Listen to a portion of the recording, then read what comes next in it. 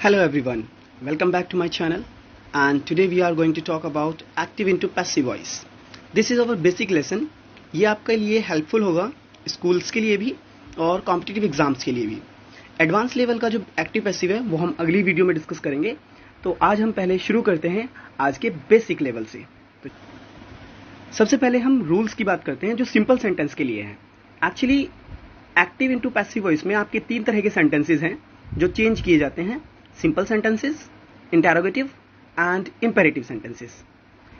सबसे पहली बात यह है कि इसमें आपको कुछ रूल्स को फॉलो करना होता है.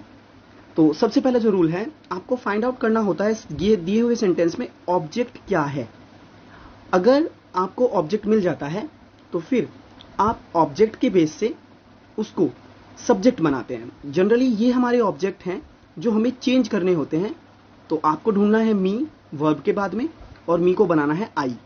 अस है तो उसको वी बनाना है. यू है तो उसको यू में ही रहने देना है.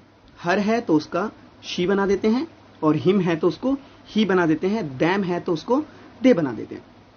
अगर इसके अलावा कोई नाम, कोई दूसरे ऑब्जेक्ट्स दिए हुए हैं, जैसे स्टूडेंट हो गया, टीचर हो गया, या कुछ और दूसरे एडजेक्टिव हो गए, तो उनको हम एज इट इज रहने देते हैं, उनको चेंज नहीं करते हैं. तो सबसे पहले आपको सेंटेंस में एक ऑब्जेक्ट ढूंढना है और उसको सब्जेक्ट बनाना है. आगे बढ़ते हैं. फिर आपको चेंज करना होता है हेल्पिंग वर्ब्स में. कुछ टीचर्स आपको टेंसेस में चेंज करना बताते हैं, लेकिन मैंने टेंसेस के बजाय उन हेल्पिंग वर्ब्स को ले लिया है और उन वर्ब्स को ले लिया है जो उन टेंसेस के बेस पर होती हैं. जैसे कि सबसे पहले हम अगर सिंपल प्रेजेंट के वर्ब की बात करें तो उसमें वर्ब की फर्स्ट फॉर्म होती है एस या ई एस होता है, जिसको आप इज, एम, आर और उसके साथ में वर्ब की थर्ड फॉर्म में चेंज करते हैं. फिर अगर हम डू या डज की बात करें तो जो आपके नेगेटिव सेंटेंसेस में आ जाते हैं, डू नॉट, डज नॉट, तो वो इज, एम, आर के साथ प्लस नॉट में चेंज हो जाते हैं और वर्ब की थर्ड फॉर्म तो आपको लगानी होती है. नेक्स्ट अगर हम बात करें वर्ब की सेकंड फॉर्म जो सिंपल पास्ट टेंस में आती है, और उसको हम चेंज करते हैं वोज वर्ब प्लस वर्ब की थर्ड फॉर्म में. नेक्स्ट बात करें फिर डिड हो जाता है.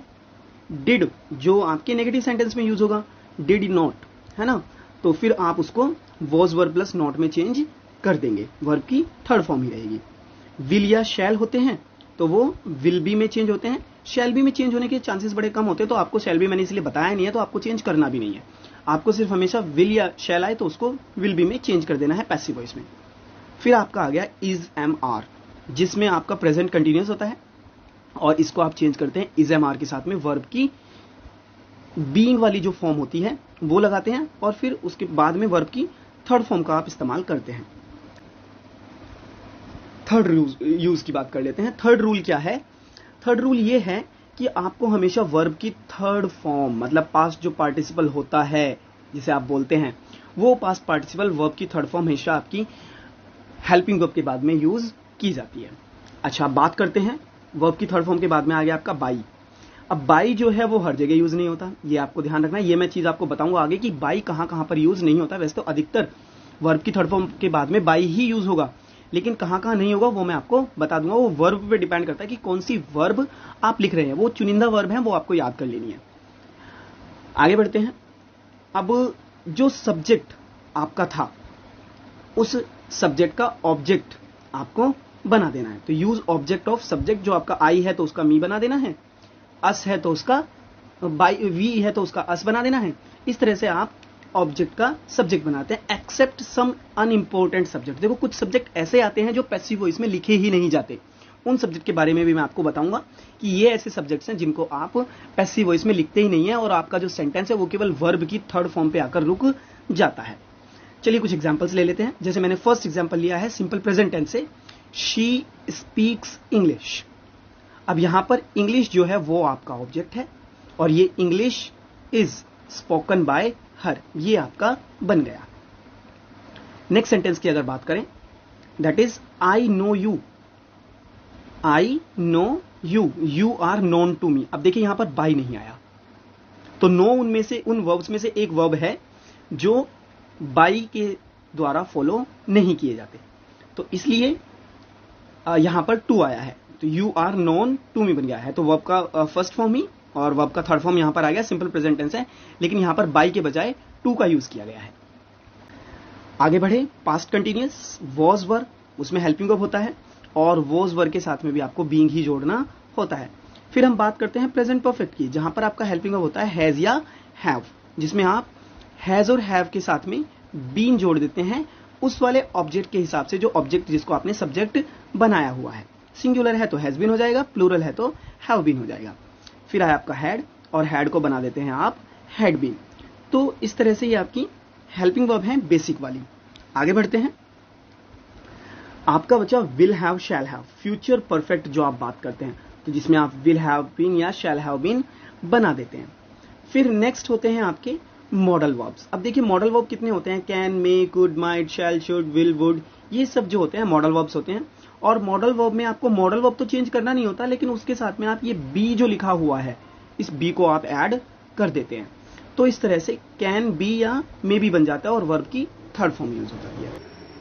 पैसिव वॉइस, आपको पता ही नहीं होता कि पैसिव वॉइस यूज क्यों की जाती है, तो इसलिए मैंने यहां पर ये नोट डाला हुआ है कि पैसिव वॉइस का जो यूज है वो फॉर्मल राइटिंग में किया जाता है, जैसे कि रिपोर्ट लिखी जाती है या कोई थीसिस, कोई शोध लिखा जाता है, और जहां पर उस काम को करने की जो प्रोसेस है जब वो इंपॉर्टेंट होती है, मतलब जो डूअर्स होता है, मतलब जो सब्जेक्ट होता है वो इंपॉर्टेंट नहीं होता, बल्कि काम क्या हुआ है, किस काम को किया गया है, ऑब्जेक्ट क्या है, ठीक है ना, उस ऑब्जेक्ट के बारे में जब डिस्कस किया जाता है तो उसके लिए हमें पैसिव वॉइस को यूज करना होता है।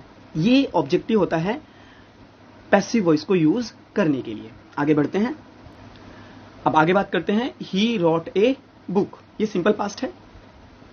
A book was written by me, मेरे द्वारा एक किताब लिखी गई। प्रेजेंट कंटिन्यूअस का एग्जाम्पल आपके पास है, I am learning English, English is being learned by me, simple सा सेंटेंस है। नेक्स्ट है past continuous, they were watching TV, TV was being watched by them, ये हो गया। नेक्स्ट है we have taken food, food has been taken by us. देखिए यहां पर हैव दिया गया है क्योंकि वी की वजह से आया है, यहां पर हैज दिया गया है क्योंकि फूड है, तो हमारा जो सब्जेक्ट है वो वी ऊपर वाले सेंटेंस में है और नीचे वाले सेंटेंस में फूड है, तो वी की वजह से वहां पर हैव है और फूड की वजह से यहां पर हैज है। ये सिंगुलर और प्लूरल का फंडा है। नेक्स्ट है आपका Ram has bought a car, Ram had bought a car, past perfect की बात हो गई। A car had been bought by Ram. Next sentence की अगर बात करें, ये मैंने मॉडल वाला एक सेंटेंस लिया हुआ है, Diya can ride bike, bike can be ridden by Diya, तो यहां पर कैन का हो गया कैन बी। तो इस तरह से आप इनको चेंज करते हैं। अब हमारे आगे अनइम्पोर्टेंट सब्जेक्ट, जिसके बारे में हम बात कर रहा था कि ये सब्जेक्ट आपको लिखना नहीं होता है। एग्जाम्पल देख लीजिए, the doctor has given a prescription. अब प्रिस्क्रिप्शन कौन देता है, प्रिस्क्रिप्शन तो सिर्फ एक डॉक्टर ही देता है ना, कोई और तो नहीं देता। जब सब्जेक्ट हमारा ऑब्वियस है कि हाँ भाई ये काम इसी सब्जेक्ट के द्वारा किया जाता है, तो तब आपको वो सब्जेक्ट मेंशन करने का जरूरत नहीं होता है। तो सिंपल सा सेंटेंस आपका बन गया, a prescription has been given, और वर्ब की थर्ड फॉर्म पर जाकर, पास्ट पार्टिसिपल पर जाकर आपका सेंटेंस खत्म हो जाता है। तो फर्स्ट रूल है आपका, जब सब्जेक्ट आपका ऑब्वियस है तो वो काम किसी और के द्वारा नहीं किया जाता, तो इसीलिए वो अंडरस्टूड है कि हाँ भाई ये काम इसी के द्वारा किया गया है, और बस आपको वो सब्जेक्ट लगाने की जरूरत नहीं होती। फॉर एग्जाम्पल, चोर का काम है चोरी करना। अब अगर कोई सेंटेंस ऐसा हो जाए, a thief had stolen my purse, तो सिंपल सा बात है, my purse had been stolen, उसमें बाय थीफ लगाने की जरूरत नहीं है, क्योंकि थीफ तो होता ही है, उसका काम ही चोरी करना होता है। पुलिस ने अगर किसी को अरेस्ट किया है, वैसे ही पुलिस को लगाने की जरूरत नहीं है।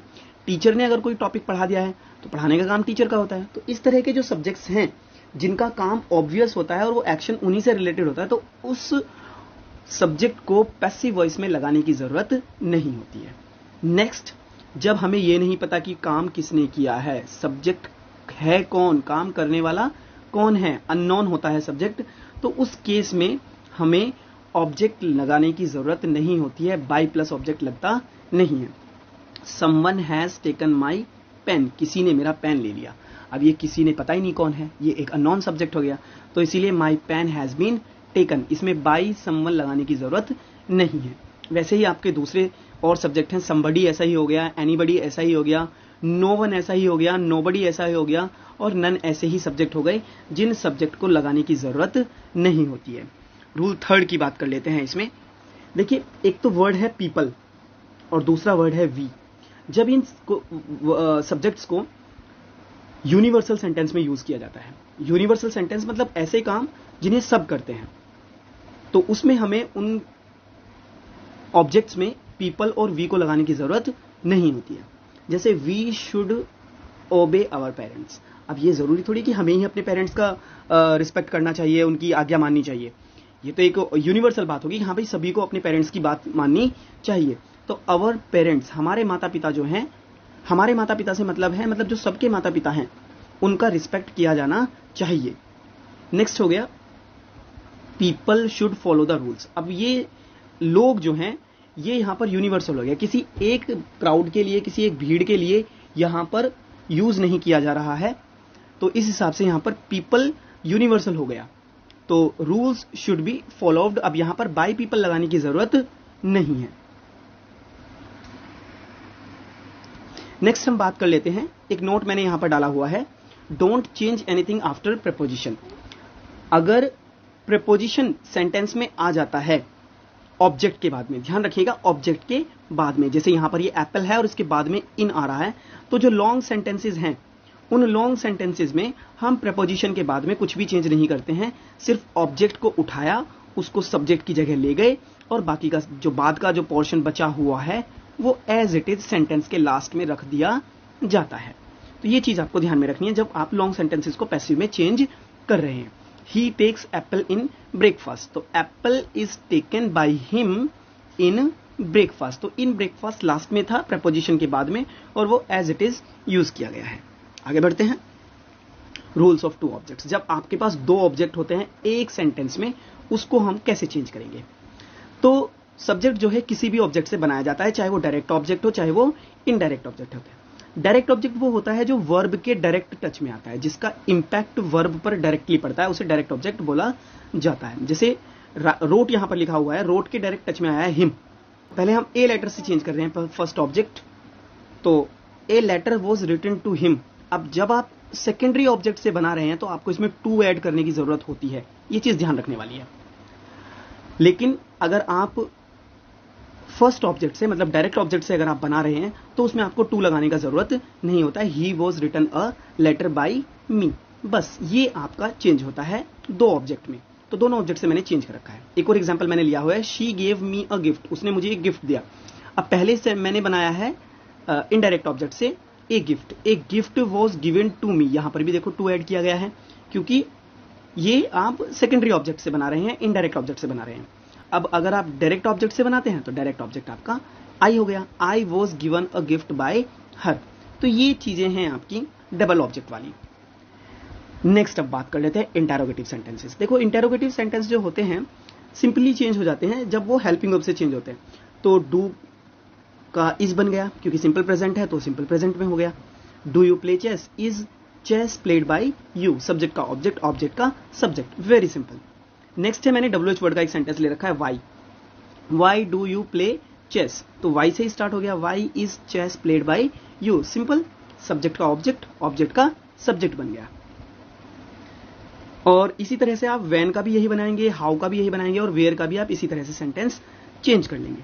नेक्स्ट हम बात करें हु की, तो हु जो है वो बाय हुम में बदलता है। Who teaches English, by whom is English taught. तो यहां पर आपका हु वाला थोड़ा आपको ध्यान में रखना है कि भाई हु जो है वो पहले ही चेंज किया जाएगा, हु को बाय हुम में आपने बदलना है।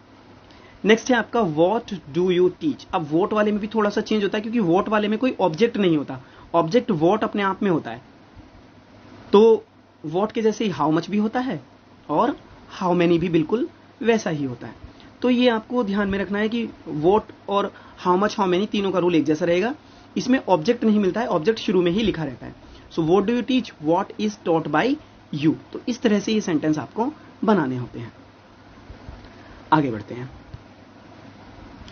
Rules for imperative sentences. देखिए इंपेरेटिव सेंटेंस बड़े आसानी से चेंज हो जाते हैं क्योंकि इसका रूल सबसे आसान होता है। सबसे पहले आपको लेट लगाना होता है, फिर जो ऑब्जेक्ट वर्ब के बाद में दिया गया है वो ऑब्जेक्ट चेंज करना होता है, डी लगाना होता है, फिर वर्ब की थर्ड फॉर्म लगानी होती है, और उसके बाद में अगर कुछ दूसरे अदर वर्ड्स बच जाते हैं तो वो दूसरे अदर वर्ड्स आपको लगाने होते हैं। एग्जाम्पल ले लेते हैं। Take the food on time, तो टेक आपका वर्ब की फर्स्ट फॉर्म है, फूड आपका ऑब्जेक्ट हो गया, ऑन टाइम आपका अदर वर्ड्स हो गया। तो रूल को फॉलो करें, let the food be taken on time.